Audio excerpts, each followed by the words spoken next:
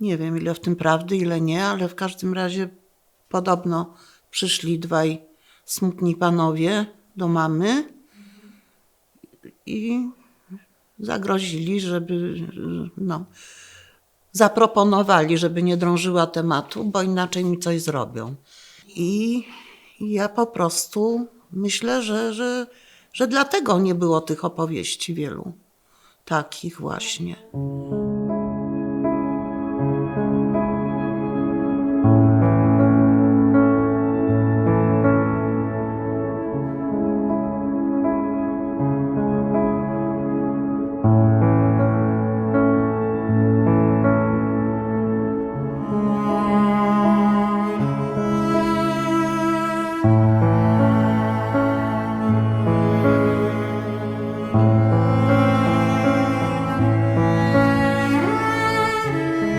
Lato 1939 roku. Wybieram się na studia. Moje marzenie – dziennikarstwo. Ale jestem tylko ziarenkiem piasku na gigantycznej, bezkresnej plaży. Ziarenkiem z marzeniami.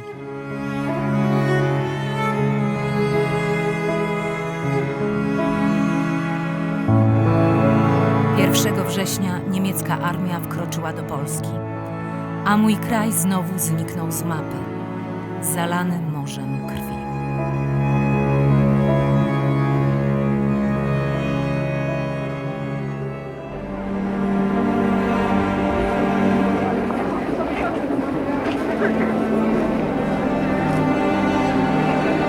Czy wiecie, że z dnia na dzień świat, w którym żyjecie, może oszaleć? Że czasem nawet tysiące kilometrów nie są przeszkodą dla ambicji, chciwości, pragnienia władzy. Nie mogę zostać dziennikarką. Szkoły i uczelnie zostały zamknięte. Pozostaje nam tajne nauczanie. Wyobraźcie sobie, że nie macie prawa do nauki, że za naukę może grozić wam śmierć. Nie można też bezkarnie chodzić sobie po mieście, gdy zapadnie zmrok. O nie! Obowiązuje godzina policyjna. Ulica Jagiellońska to teraz Hauptstrasse, ulica główna, a rynek to plac Adolfa Hitlera. Ludzie boją się wyjść nawet w dzień. Można wtedy natknąć się na Heinricha Hamana, szefa Gestapo, a w Nowym Sączu to jest pan życia i śmierci. Przyszły kat Sądecczyzny wstąpił do Narodowo-Socjalistycznej Niemieckiej Partii Robotników i do SS w wieku 23 lat. W 1936 roku został adiutantem szefa Służby Bezpieczeństwa Reinharda Heydricha. Po wybuchu wojny uzyskał awans na szefa Granicznego Komisariatu Policji w Nowym Sączu. Szybko okrył się złą sławą. Własnoręcznie bił i torturował więźniów. Organizował egzekucje i sam mordował Polaków i Żydów.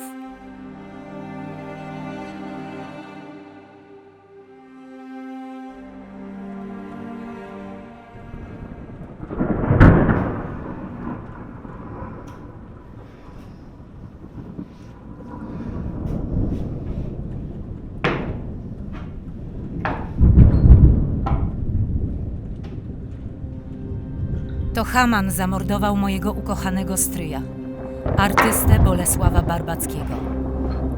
W 1941 roku aresztował go po raz pierwszy. Dobrze pamiętam ten moment, kiedy pojawił się w naszym domu. To był 20 stycznia.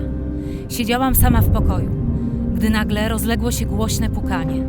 Otworzyłam drzwi i zobaczyłam mężczyznę w skórzanym płaszczu o zimnych, rybich oczach. Obok niego stał mój stryj. Podał mi klucze do swej pracowni malarskiej. Może nie wrócę, ale posprzątaj, powiedział do mnie. Bolek, jak nazywaliśmy go w domu, wrócił po miesiącu w strasznym stanie. Haman osobiście dotkliwie go pobił.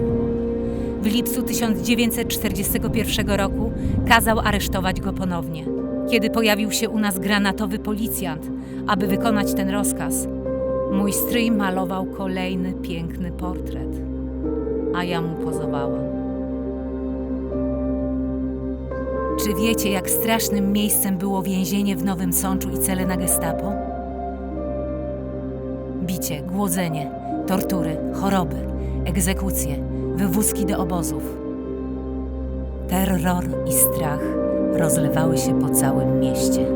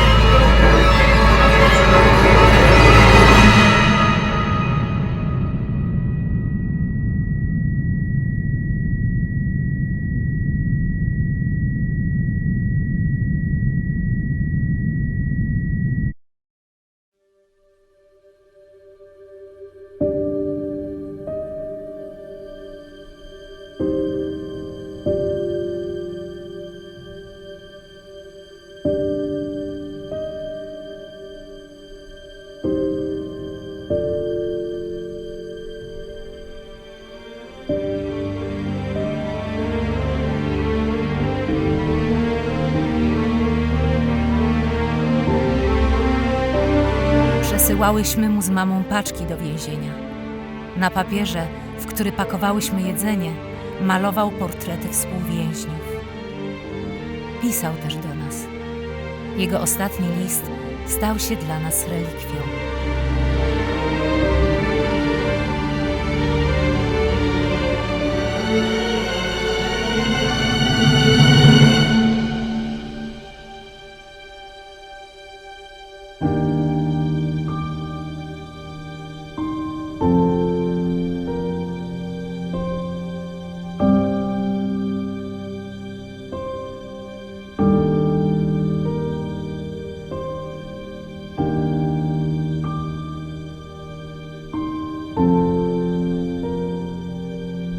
Dwudziestego 1 sierpnia 1941 roku w podsądeckich Biegonicach rozstrzelano 44 osoby, a wśród nich mojego kochanego, najwspanialszego stryja Bolesława Barbackiego.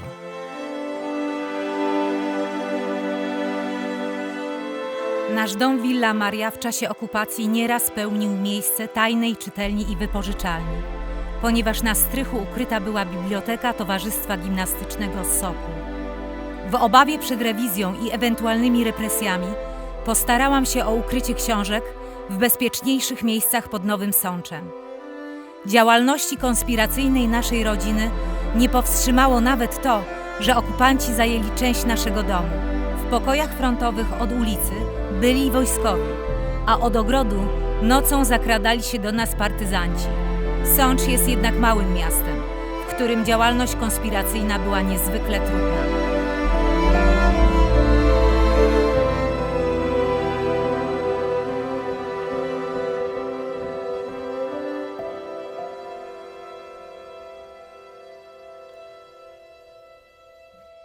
Nie mogłam znieść bezczynności i strachu.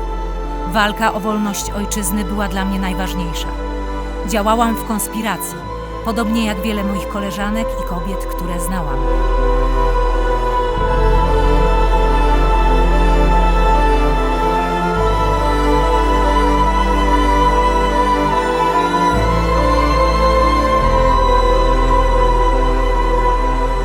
Kiedy dostałam cynk, że Niemcy idą mnie aresztować, uciekłam do lasu i dołączyłam do oddziału Juliana Zupka, zwanego Tatarem.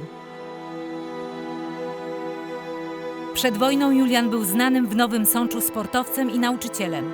Był też wychowankiem i przyjacielem mojego stryja Bolesława Barbackiego.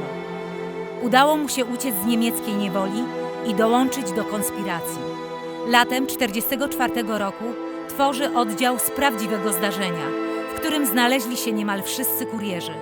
To właśnie oddział Tatara przeprowadził wiele brawurowych akcji. rozbicie placówek straży niemieckich w Piwnicznej i Nawojowej, zniszczenie kolumn niemieckich, napad na szkołę granatowej policji w Żegiestowie.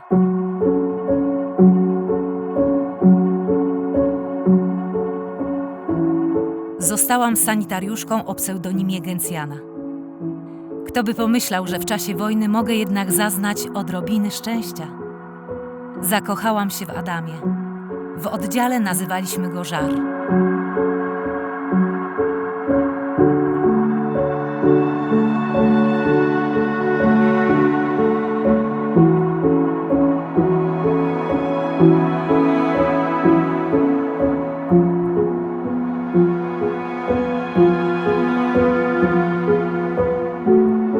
Dwudziestego 3 listopada 1944 roku wzięliśmy ślub w kościele Świętego Rocha.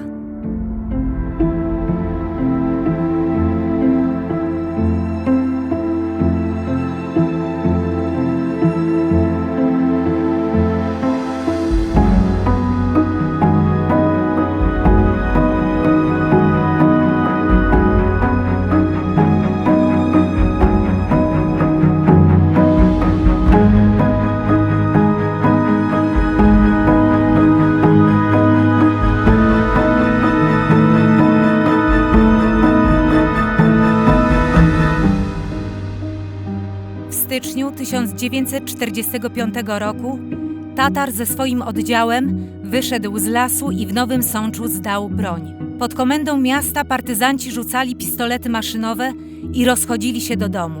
Wojna dobiegała końca i wydawało mi się, że zamykam pewien rozdział mojego życia.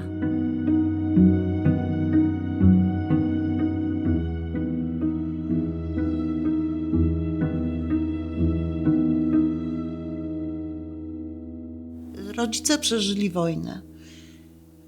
Julian Zubek, Tatar, dał swojemu oddziałowi partyzanckiemu rozkaz, żeby po prostu zdali broń i wrócili do normalnego życia. Tak też się stało z moimi rodzicami. Wrócili do Nowego Sącza, do willi Marii, gdzie zamieszkali. Chociaż w zasadzie ojciec na krótko, ponieważ poszedł na studia. Początkowo dostał się na prawo, ale ze względu na złą przeszłość akowską nie mógł na prawie studiować, w związku z czym wybrał budownictwo wodne na Politechnice Krakowskiej. Bracia mojej mamy również studiowali na Politechnice i mama praktycznie utrzymywała przez ten cały okres ich studiów, praktycznie utrzymywała cały dom. Po zakończeniu studiów bracia mamy dostali nakaz pracy na Dolnym Śląsku, a ojciec również został oddelegowany do budowy zapory w Goczałkowicach. Mama już po moim urodzeniu czasem go odwiedzała, trwało to kilka lat. Natomiast o przeżyciach wojennych w naszym domu mówiło się i nie mówiło. O pewnych rzeczach po prostu dowiedziałam się dopiero właściwie po śmierci mamy. O konspiracyjnym ślubie rodziców dowiedziałam się, opowiedziała mi o tym moja kuzynka, która znała szczegóły. Wiedziała, że to kościółek Świętego Rocha, że to był ślub partyzancki. Ja o tym w ogóle nie miałam pojęcia. I myślę, że to wynikało z tego, że po prostu były jakieś obawy opowiadania właśnie o tym zdarzeniu, że może komuś mogłoby to zaszkodzić na przykład. Mama pracowała w Narodowym Banku Polskim, a równocześnie zajmowała się różnorodną działalnością społeczną i kulturalną. Była zaangażowana w Teatrze Robotniczym imienia Bolesława Barbackiego, w Teatrze Lalek. Pisała różne teksty do Teatru Lalek, głównie szopki satyryczne. pisała wiersze, nowele, nawet jakieś tam swego czasu nagrody otrzymywała. Myślę, że to było po części spełnienie tych pragnień bycia dziennikarką, co ze względu na wybuch wojny po prostu nie było możliwe. Byłam straszną fanką zemsty, jak mama grała pod Stolinę i chodziłam na każdy spektakl. Znałam absolutnie na pamięć cały tekst. Po powrocie z Goczałkowic ojciec pracował w melioracji. Był zapalonym szybownikiem i był prezesem aeroklubu. Tata zmarł w 1963 roku.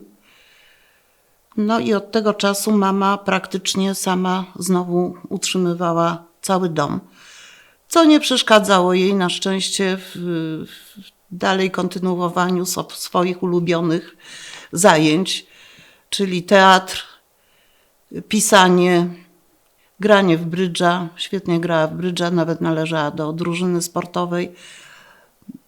Uwielbiała las, wycieczki, grzybobrania. Była członkiem PTTK i członkiem Towarzystwa Opieki nad Zwierzętami. Teatr lalek, wystawiali szopki. Ojciec zmarł, jak miałam 9 lat, więc w sumie niewiele go pamiętam.